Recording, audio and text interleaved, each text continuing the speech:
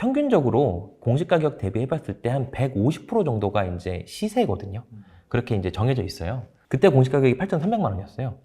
그러면 따지고 보면 100%, 104%, 105% 이거밖에 안 될 거예요. 그렇게 사면 부동산 투자를 하는 데 있어서 걱정한다는 게 좀 이상하다고 생각해요.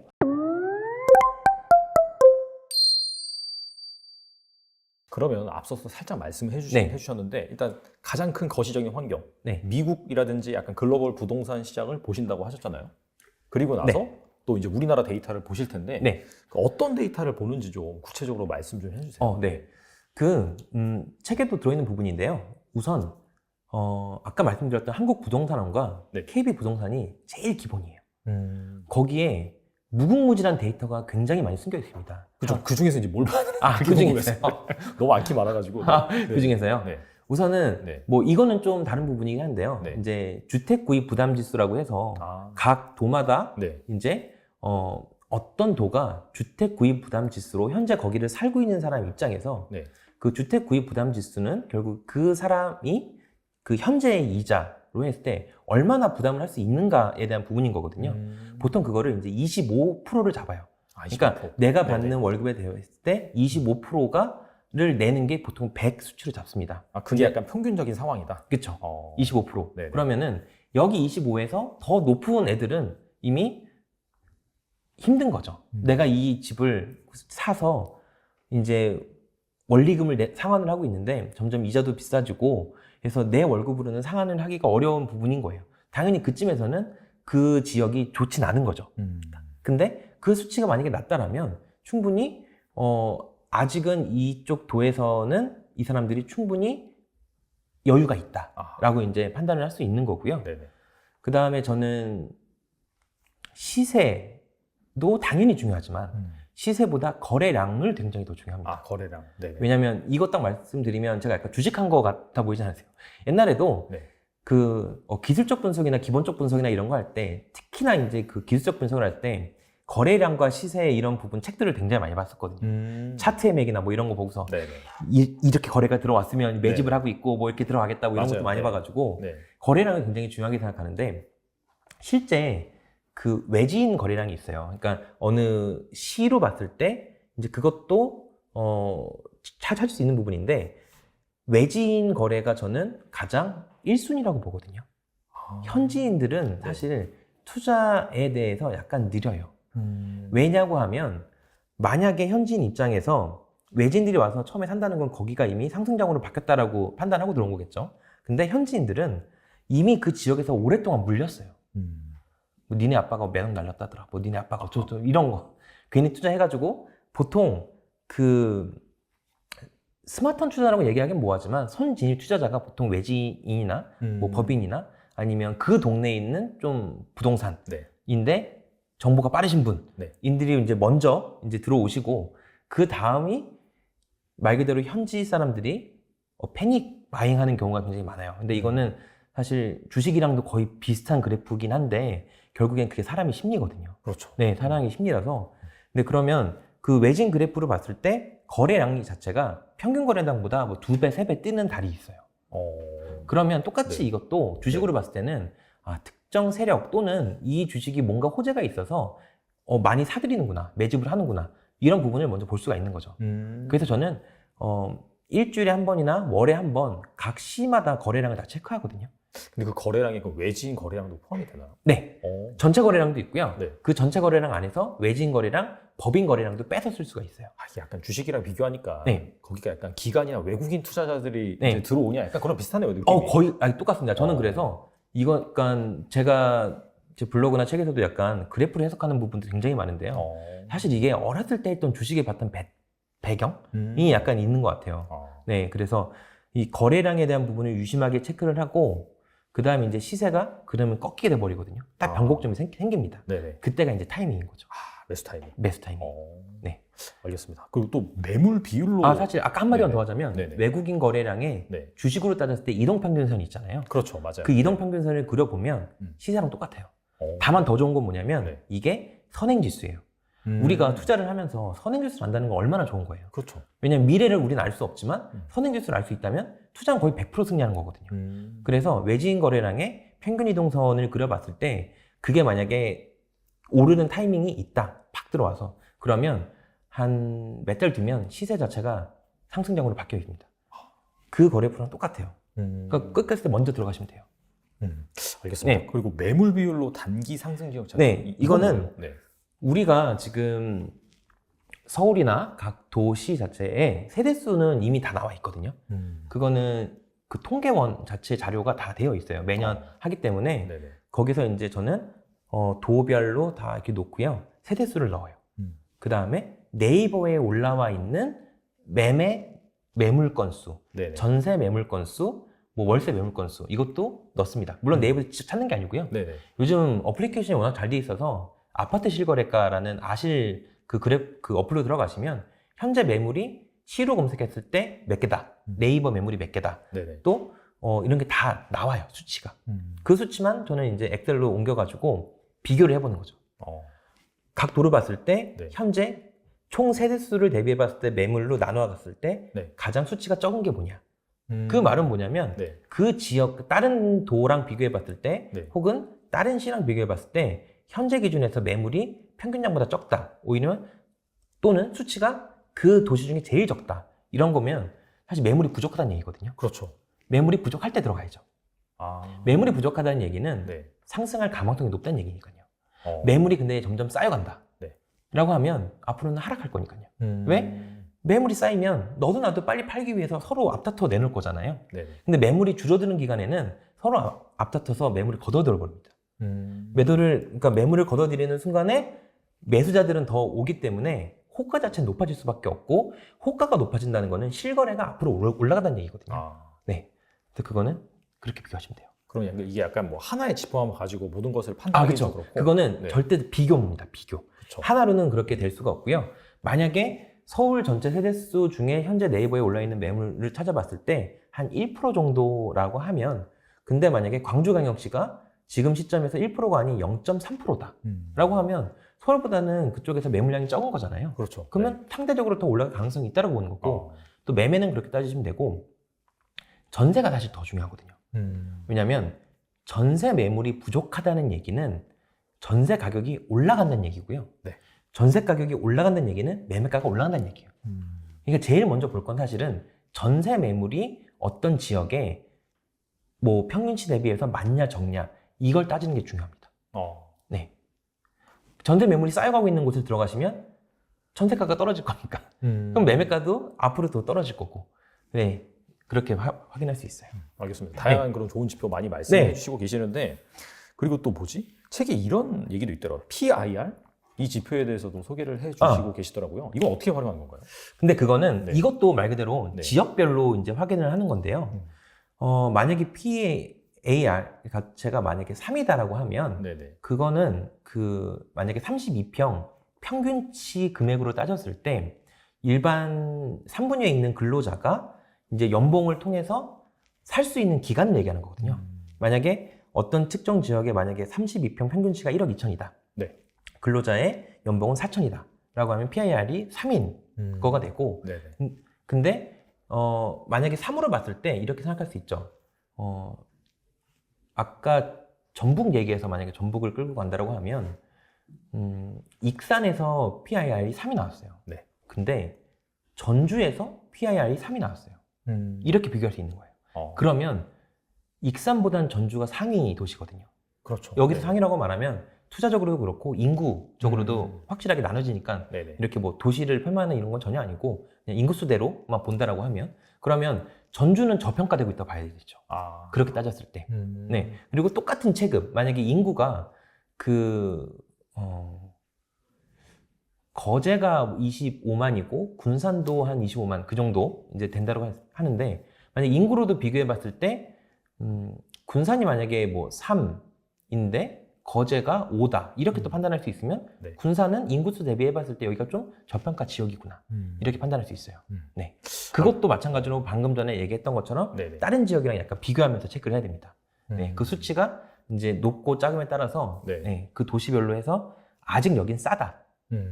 왜냐면 서울은 이미 20몇이 됐으니까. 네네. 근데 뭐 지방 광역시가 만약에 한 4, 5년 PIR이 4나 5면 일반 근로자가 4년, 5년 일해서 아파트를 구할 수 있는 거잖아요. 그렇죠. 그러면 뭐 네. 상대적으로 뭐 싸다라고 볼 수 있는 거죠. 왜냐면 서울 지방 아파트 값은 많이 차이 나지만 막상 근로자 임금은 또 큰 차이가 없어요. 지방에도 산업 다 잘 돼 있고. 그렇죠. 맞아요. 예, 어떻게 보면 오히려 지방이 더 잘 버는 데 더 많거든요. 맞아요. 산업도시들은. 네. 뭐 지방 살면서 네. 일하면서 다 그냥 좋은 차 끌고 다닌다 이런 얘기가 아니었어요. 그러니까요. 그러면 네. 오히려 그 집의 집값을 많이 PR이 적다라고 하면 거기가 이제 저평가다라고 볼 수 있는 거죠. 버는 금액 대비해 봤을 때 집값의 비율이니까. 네. 알겠습니다. 지금까지 약간 좀 사이클이라든지 그 다음에 여러 가지 지역들에서 네. 뭔가 약간 좀 저평가된 곳, 네네. 투자 가치가 높은 곳, 네. 그런 곳에서 말씀해 주셨는데 그래도 이제 어차피 이제 살 때는 결과적으로는 뭐 아파트 한 채라든지 그런 식으로 물건을 사는 거잖아요. 네. 근데 그런 관점에서 좀 투자금을 최소화하는 싸게 사는 매수 방법? 그게 뭐가 있을까요? 물론 투자자로서 말씀을 드릴게요. 네네. 사실은 투자자로서 말씀드리면 집을 살 때 어떤 특정한 단지나든지 뭐 이런 걸 보고 사지 않는다고 말씀드렸잖아요. 네. 애초에 저는 수치화를 다 시켜놓습니다. 그러니까 전반적으로 만약에 뭐 공시가격 1억 이하 아파트다라고 하면은 네. 내가 어느 정도 수치로 사는 게 적당한 건가를 미리 계산을 해요. 그러니까 저는 되게 공시가격 대비를 했을 때 그 금액을 중요하게 생각하거든요. 그러니까 공시가격 신봉자 같은 거라서 왜냐면 네네. 우리나라에서 네. 아파트 값을 정해주는 데는 우리나라밖에 없잖아요. 그렇죠. 결국엔 주체가 공시가격이 네네. 기본일 수밖에 없는 거고 그 공시가격을 기본으로 해서 모든 게 다 돌아가고 있거든요. 세금이라든지 뭐 이런 부분들 다 공시가격에 대해서. 그렇죠. 저는 네. 공시가격 대비해봤을 때 현재 매물의 가격이 몇 프로 선 안에 들어오냐를 먼저 결정을 해놓고요. 그러면 제가 이미 수치화를 정해져 있잖아요. 그래서 요즘 여러 가지 제가 작년에는 공시가격 1억 이하 테마를 굉장히 많이 해서 한 20채 정도 샀고요. 최근에 이제 그 서울 오피스텔 자체도 제가 강의도 하고 있고 네. 그 다음에 한 5채 정도 보유하고 있는데 네. 그것도 수치를 정확하게 구해놨습니다. 음. 이전 공시가격 1억 이하라고 하면 네. 공시가격 대비 150% 이하에 사는 거를 해놨고요. 아. 그러니까 매물 금액을 딱 볼 수 있잖아요. 네. 근데 그 매물의 공시가격도 요즘에 네이버에 다 호수별로 나와요. 네네. 그러면 그냥 계산해 보시면 돼요. 매매 가격, 공시가격 나누면 뭐 120% 싸다. 아. 이런 식으로. 또 특징적인 게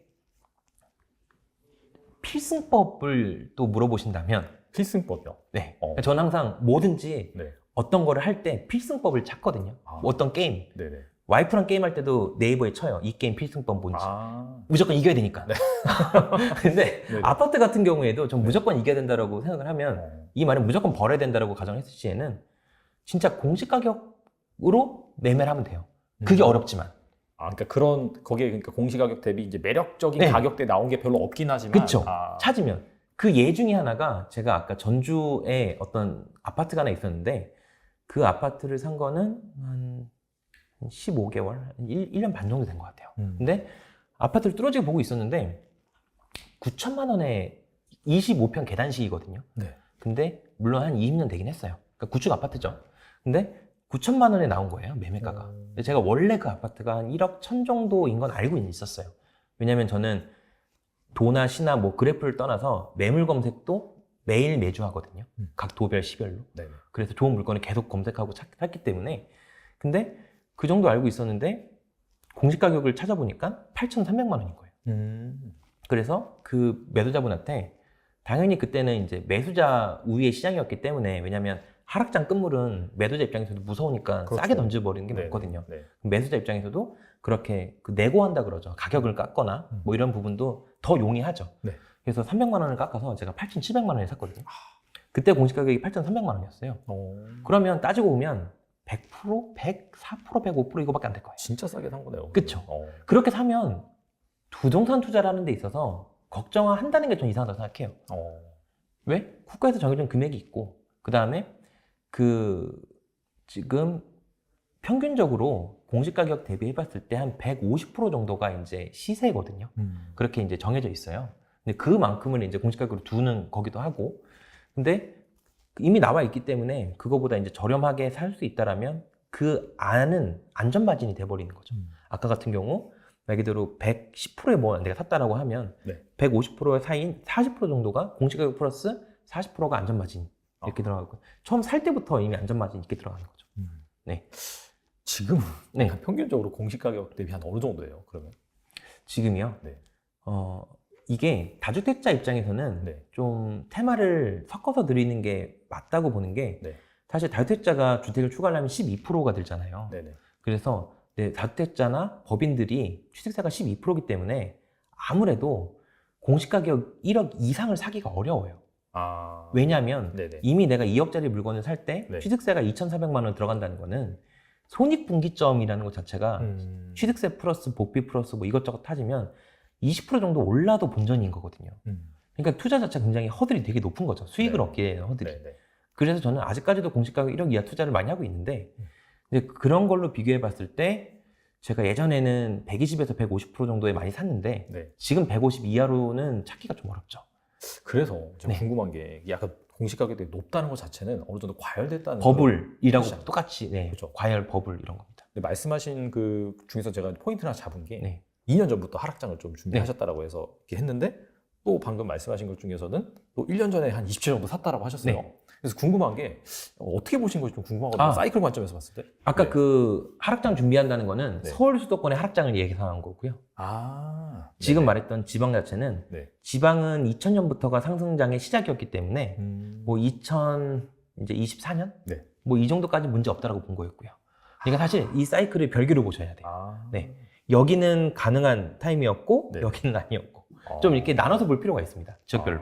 그러면은 결과적으로 수도권 같은 경우에는 네. 지금 약간 이제 과열 국면이고 네. 이제 꺾일 가능성이 높다라고 이제 보시는 거고. 어느 정도 내려와야 네. 된다라고 보기는 해요. 네. 왜냐하면 경기도 같은 경우에 2000년 딱 그 코로나가 이제 3월 이제 2020년 3월 정도부터 시작됐는데 네. 그럼 따지고 보면 뭐 한 2년밖에 지나지는 않은 거잖아요. 근데 그 동안 경기도에서 3배 오른 거 찾기 되게 쉽습니다. 네, 맞아요. 네. 2배 오른 거는 잘못 사신 거예요. 오히려 반대로 경기도에서 2년 동안 보였는데 2배 올랐다. 그거는 잘못 샀다고 얘기할 정도로 사실 상식적이지 않거든요. 왜냐하면 그쵸, 그렇게 많이 오른다는 것 아니, 자체가. 저는 그 아파트도 결국 물건이기 때문에 물건은 이제 물가 상승이잖아요. 그런 물가 상승으로 생각을 한다면 왜 물가가 상승하냐면 결국엔 돈이 그만큼 풀어지기 때문에 M2 자체가 지금 작년만 해도 거의 12% 정도 풀어놨거든요. 그러니까 광의 통화를 그만큼 풀어서 그 아파트의 가치를 떠나서 이미 돈의 가격이 없어졌기 때문에 그 10%만큼 상대적으로 그 물건의 가격은 10%가 올라야 된다라고 보는 게 맞는 얘기잖아요. 그렇죠. 근데 그 오르는 것에 비해서 너무 과한 폭의 상승이었다라고 생각을 합니다. 네네. 근데 여기서 또 고민을 하셔야 될 게 그러면 서울 경기가 안 좋냐? 그렇게 좀 보진 않아요. 이유는 뭐냐면 인구 1000명당 주택수라는 데이터가 있습니다. 네. 그것도 서울부터 시작해서 지방까지 다 뽑아보시면은 경기도가 인구 1000명당 주택수가 380으로 전국에서 제일 적어요. 경기도 사람 입장에서 주위에 딱 보려보고 와 아파트 되게 많네 이 생각 하잖아요. 네네. 근데 전국으로 따져봤을 때 그 아파트가 되게 적은 거고요. 이것도 OECD 데이터 있거든요. 그래서 되게 비교하기 편해요. 보통 뭐 다른 선진국들은 이게 한 500 정도 돼요. 그러니까 우리나라가 지금 뭐 옛날에 얘기했던 주택보급률 100%다 이건 말이 안 되는 얘기고요. 주택보급률은 수치에 대한 함정이 되게 많아요. 왜냐면 그 다가구 원룸도 다 주택으로 따지고 그 다음에 뭐 지금 진짜 노후화된 뭐 빈집 같은 것도 다 들어가 있고 뭐 있고 해서 사실 그게 또 주택의 질을 따지기가 어렵거든요. 요즘 다 아파트 살려고 그러지 누가 그렇게 살겠어요. 네. 그래서 그 수치보다는 인구 1000명당 주택수가 가장 정확하긴 한데 다른 나라랑 비교해 볼 수도 있고 경기도가 제일 적은 반면에 그 경북 이런 데는 거의 한 500까지 가까이 갑니다. 그러니까 도별로 광역시 그 다음 수도권별로 이미 지어진 아파트의 수치 차이가 굉장히 크다는 얘기예요. 그 수치를 알면 왜 2년 전, 3년 전에 서울, 인천, 경기가 왜 올랐구나 라는 게 과거를 보시면 보실 수 있어요. 그 이유는 당연하게 집이 없어서예요. 공급량이 적기 때문에. 플러스로 서울 같은 경우 앞으로 공급량이 거의 제로거든요. 굉장히 적어요. 서울에는 지금 새로운 땅을 건물을 지을 것도 없고 짓는다라고 해놨던 공급량 자체도 지금 다 건축비가 오른다, 뭐 한다 해가지고 지금 멈춰버렸잖아요. 그러면 필연적으로 필요한 수요량이 있는데 그거를 맞추기가 어려워요. 그래서 크게 떨어지진 않을 것 같아요. 떨어진다 하더라도. 옛날 2008년부터 13년까지 떨어졌던 거는 외부의 영향은 분명히 그걸로 시작되긴 했지만 그때 수도권의 물량이 굉장히 많았거든요. 그래서 지금과 그때를 동시에 비교한다? 전 이건 좀 아니라고 생각해요. 근데 이제 윤석열 정부 네. 들어와가지고 물론 네. 이제 누가 대통령이 되든 250만 원 이상은 공급한다라고 이렇게 얘기했었잖아요. 근데 그 250만 원에서도 네. 제대로 뺀다라면 네. 기존에 새롭게 얘기된 거는 사실 없어요. 기존에 이제 택지 네. 이미 이 전 정부 때 얘기했던 그 택지에 대한 부분 그 인구수를 넣은 거였고 근데 그 뭐 3기 신도시가 사실 언제 될지 모르잖아요. 지금 상황에서는. 네네. 그리고 된다라고 하더라도 토지보상금이라던가 지금 현재 건축비를 따졌을 때 쉽지 않을 것 같기도 해요. 그 정도 공급을 하기가. 물론 싼 금액으로 공급을 하기가. 네. 왜냐하면 지금 뉴스 보시면 물가 상승률도 작년 대비해서 뭐 3% 이렇게 뭐 올랐다고 얘기하는데 이거 자체 수치도 사실 굉장한 거거든요. 근데 물가가 오르는데 그런 가격이 안 올릴 보장이 없고 또 주택의 분양가도 많이 오르고 있어요. 맞아요. 그러니까 네. 막연하게 주택 하락률이 펼치는 거는 좀 전 주택 분양가를 보라고 하고 싶어요. 주택 분양가는 계속 증가하는 추세고 또 분양 성공률도 뭐 굉장히 지금 높은 수치에 있거든요. 거의 100%에서 되고 있어요. 지방은 뭐 요새 좀 약간 낮아지고 있긴 한데 네. 그래도 수도권은 거의 100% 다 나가고 있거든요. 그런 부분에 있어서는 약간 좀 다르다라고 말씀드리고 싶습니다. 그러면은 뭐 일단 조정은 나올 수 네. 있지만은 과거와 같은 큰 조정은 없다. 일단 구조적으로 봤을 때 힘들다. 네. 네. 말 그대로 지금 다주택자 중과 유예를 해서 나오는 물건들이 네. 어느 정도 소화가 된다라면 왜냐하면 지금 다주택 입장에서는 정말 돈이 급하거나 아니면 똘똘하지 않은 걸 빨리 처리하고 싶거나 종부세를 없애고 싶거나 이럴 때는 지금 던져서 현금을 뽑고 싶긴 한데요. 만약 이게 6월 1일 지나고 나면 어차피 종부세는 들어와 버린 애들이에요. 그러면 눈치 볼 겁니다. 다시 걷어들인 다음에 어차피 세금 내가 내고 갈 거니까 내가 나중에 매도할 때 이 세금 금액 플러스로 해서 전가시킬 거예요. 그러면 금액이 지금은 저가라고 하지만 또 연말 되면 달라질 수 있거든요. 네. 그렇게 되기 때문에 지금 금매가 소화가 되면 다시 상승 올라갈 거라고 봐요. 알겠습니다. 그러면 혹시 뭐 서울이나 수도권 쪽에서 괜찮은 뭐 지역 그래서 무주택자라던가 네. 1주택자에서 갈아타기 하시는 분들 자체는 네. 이번에 다주택 중과가 유예돼서 나오는 물건이라고 하면 정말 기회다라 거의 마지막 기회다라고 하고 달려드셔야 될 거라고 저는 생각합니다. 저는 제 블로그에 이제 일주일에 한 번씩 급매물을 모아가지고 네. 그 업로드를 하거든요. 그래서 그것도 특정 지역의 뭐 급매물을 계속 쳐다보고 있는 게 아니라 전국에 있는 급매물을 일단 모아가지고 그 안에서 내가 살 만한 사고 싶은 이런 부분들을 더 찾게 되는 거죠. 네. 그리고 약간 사이클을 좀 기다려 보셔도 될 것 같아요. 어차피 수도권 광역시는 좀 시간이 필요하니까. 네, 그냥 떨어지는 금액 자체를 약간 즐기시면 좋죠. 오히려 살 사람 입장에서는 좋잖아요. 그렇죠. 작년 추석 때 이때는 난리였어요. 진짜 저한테. 서울 아파트 사고 싶다, 경기도 아파트 사고 싶다. 제가 그때 그랬거든요. 사지 마시라고. 그때는 이미 너무 과열된 느낌이 들었기 때문에 지금 이제 중과 유예 물건이 나오고 급매를 사셔라. 어차피 중과세가 굉장히 큰 게 다주택자 중과세가 조정지역 중과세가 된다라고 하면 장기보유 특별공제가 안 돼요. 그러면 이 세금 자체가 5억에 사서 만약에 15억에 판다라고 하면 진짜 벽에서 10억 벌었다고 하면 8억 2천이 세금이거든요. 그러니까 그런 물건들이 이제 쏟아지기 시작한다면 그러면 이 사람들이 어디까지 낮출 수 있냐?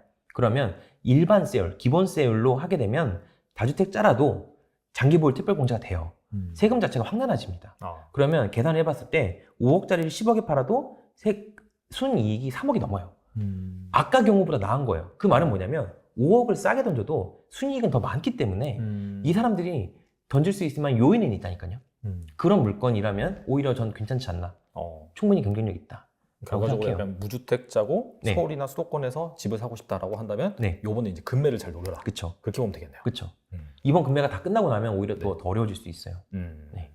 알겠습니다. 지금까지 이제 이 부동산 투자 그것도 데이터를 기반으로 상당히 자세히 설명해 주셔서 감사하긴 한데 궁금한 게 그런 게 있어요. 약간 좀 사실 젊은 나이에 이렇게 이제 50여 채나 되는 부동산을 이렇게 투자를 하시고 점점 모아 가시면서 좀 깨달은 것이 있다면은 뭐가 있을까요? 깨달은 거요? 네. 느낀 점? 저는 되게 행복해요. 행복해요. 왜냐면 제가 서울 사람이 아니었고 서울로 대학을 와서 잘 곳이 없었고 말 그대로 그래서 회사까지 다니면서 구했던 게 이제 월세방 그 미아 사거리에 있는 530짜리 방 안에 있는 월세방에 4년 살고 그 옆에 있는 빌라 옥상에 있는 그 물탱크방 이런 데서 전세 2천으로 살고 그렇게 다 하고 나서 이제 주택 투자를 시작한 거거든요. 근데 그 과정에 있어서도 제가 임대인한테 많이 당한 게 많아요. 왜냐면 그 책에도 구체적인 사례는 적어놨긴 했는데 뭐 여러 가지 당한 게 되게 많고 왜냐면 아까 말씀드린 그 이제 옥탑에 있는 물탱크방 이런 같은 경우에는 너무 추우니까 겨울에는 그렇죠. 그 화장실 변기에 물이 얼어서 뭐 제가 이렇게 하지도 못하고 그다음에 그 뭐 이렇게 호수가 얼어가지고 씻지도 못하고 그래서 일어나자마자 그때 당시 팀장한테 전화해가지고 저 그때 당시 헬스장은 끊어놨거든요. 가진 않았어요. 끊어놔가지고 헬스장에서 씻고 회사 간 적도 있었거든요. 근데 그때 변기 깨진 게 한 30만 원 나왔는데 그 30만 원을 저한테 달라는 거예요. 말이 안 되잖아요. 그분의 일도 그 하는 업자였어요. 그런 건축하는 업자였는데 근데 그때는 제가 너무 어렵고 왜냐면은 이게 임대차 계약이라는 게 사실은 내가 그 구조물을 사용을 하고 있어야지 그게 맞는 거잖아요. 그렇죠. 내가 그걸 사용할 수 있어야 그거에 대한 수익을 내가 이 임대한테 내는 게 맞는데 따지고 보면 제가 그때 어렸을 때 이거는 그 사람이 나한테 미안하다고 해도 이거는 좀 그런데 이걸 나한테 뒤집어 써가지고 다 그래서 그때 당시 이후로는 저는 투자자이기도 하지만 제가 집을 막 사고 팔지 않는다는 게 저는 임대사업자라고 생각하거든요. 사실은 50채 임대사업자를 하면서 이 세입자분들한테 최선을 다해주는 거 그러면서 느끼는 부분도 되게 많아요. 네, 그래서 제가 뭐 이제 하면서 뭐 이게 방송에 나와도 될지 모르겠지만 돈도 빌려드리기도 하고요. 진짜요? 네, 그다음에 진짜 형편이 어려우신 분들 보증금을 안 받기도 하고요. 네, 그렇게 운영도 하면서 뭐 그냥 뭐 세입자분이 어디 가게 내셨다고 카톡 올라오면 화분도 보내드리고요. 그러니까 그런 데서 얻는 즐거움이 굉장히 커요. 네, 좀 그래서 임대사업을 계속 하고 싶기도 하고 즐거운 거예요. 그러니까 사람 상대하는 것 자체가 즐거운 겁니다. 보통 투자하는 사람들은 세입자랑 마찰 있고 이 사람을 내보내야 되고 이 사람 안 내보내면 내가 돈이 안 생기니까 그쵸, 적이 돼버리잖아요. 그래서 저는 애초에 생각한 게 그거는 여러분들이 집이 조금밖에 없어서 그렇다. 그 얘기를 해요. 왜냐면 어떤 집에서 이 사람이 뭐 회사라든지 아이의 학교라든지 어떤 이유로 집을 나가야 되는, 즉 갱신 청구권을 쓰지 않고 계약을 종료시키는 경우가 제가 해보니까 한 20% 정도 되더라고요. 그러면 집을 만약에 3채나 4채 가지고 있으면 20% 곱하면 1이 안 되잖아요. 그 말은 움직일 수 있는 집이 없다는 얘기잖아요. 근데 만약에 저처럼 한 50개가 있다라고 하고 그거를 0.1로 곱하면 10개가 자연스럽게 공실이 발생하잖아요. 그렇죠. 내가 나가라고 하지 않았는데도 불구하고 이 사람이 알아서 나간다라고 해주고 그럼 저는 그 알아서 나간 집을 팔면 되고 알아서 나간 집을 또 전세금 올려서 또 새로운 세입자 받으면 되고 그러니까 세입자와의 마찰이 없게 운영할 수 있는 거죠. 오히려 진짜 다주택자가 되면 스트레스가 오히려 덜해요. 네, 많을 것 같지만 제 생각에 마음이 좋으셔서 그런 것 같아요. 네, 그렇게 말씀해주셔서 감사하긴 한데 그냥 제가 생각하는 건 그렇습니다. 제가 생각하는 건 알겠습니다. 이게 사실 이렇게 재산을 불린 것처럼 마음의 여유도 많이 좀 같이 커진 것 같아서 뭐 제 느낌상으로는 계속해서 롱런 하실 수 있지 않을까 또 그런 생각이 듭니다. 끝으로 이 영상을 시청하시는 약간 부동산에 관심이 있으시고 뭐 무주택자일 수도 있고요. 아니면은 뭐 그 재파씨님처럼 다주택자를 꿈꾸는 그런 분도 계실 것 같아요. 그분들을 위해서 한 말씀 부탁드립니다. 네, 우선 사실 지금 굉장히 뭐 현재까지 해서 주택을 많이 보유하고 계시다라고 하면 최근 몇 년 동안의 수익을 많이 물론 팔지 않으면 수익이 아니긴 한데 사실은 그래도 굉장히 많이 시세 차익을 얻으셨을 거고 반대로 계속 하락이 될 거라고 생각하시고 집을 파셨던 분들이라든지 아니면은 어느 정도 됐다라고 해서 집을 정리했는데 너무 급등한 사례들이 되게 많거든요. 사실 저한테도 해서 속상하다라고 하시는 분도 되게 많고 한데 결국엔 이 부동산에서 계속 꾸준하게 이 시장에 남아있고 돈을 벌려고 하신다라면 물론 여기서 난 돈을 벌고 싶지 않아 라고 하면 진짜 뭐 주식이나 다른 물건이나 아니면 내 근로에 대한 가치를 높여도 되긴 하는데요. 저는 제 경우라고 하면 사실 저는 부동산에 계속 남아있고 싶고 투자하고 싶고 그렇기 때문에 관심을 끊지 않으셨으면 좋겠어요. 관심 끊지 않으면 좋겠고 저한테 뭐 지금 투자가 너무 늦은 거 아닌가요? 라고 물어보는데 근데 그거는 제가 주위 사람들을 한 6, 7년 전, 10년 전부터도 계속 뭐 집사라 했는데 그때도 똑같은 얘기 하셨어요. 비싸서 못 산다. 똑같이 얘기 하셨어요. 결국에는 이게 그냥 자체적으로 시세는 그러니까 전세는 사실 사용가치니까 이 사용가치에 대한 부분은 우리나라가 망하지 않는 이상은 올라갈 수밖에 없다. 뭐 칼국수나 짜장면 값 올라가는 거랑 사실 똑같은 거라 보거든요. 물론 그 과정에서 전세가 대비했을 때 매매가가 너무 많이 뛰었다. 그러니까 사용가치 플러스 투자에 대한 수요가 너무 많이 꼬여서 버블이 꼈다. 그건 조심하긴 하셔야 되지만 그게 아니라고 하면 이번 사이클이 끝나기 전에 뭐 한두 개 정도는 투자해보셨으면 좋겠고, 만약에 뭐 주택이 아니라고 한다라면 뭐 상가라든지 오피스텔이라든지 다른 그냥 토지라든지 아니면 경매로 해서 뭐 다른 걸 하셔도 되고 부동산의 분야도 굉장히 많거든요. 이것만 딱 바라봐서 아니 늦었어 이게 아니라 이번 사이클에서 뭐라도 하나 해보시고 매주 그렇게 뭐 KB시세 나오면 아 이렇게 바뀌고 있구나, 아니면 내가 가지고 있는 게 금액이 이렇게 움직이고 있구나, 하락하고 올라가고 있구나, 이런 걸 해보셔야 이번 사이클이 끝나고 다음 상승장이 왔을 때 돈을 버실 수 있어요.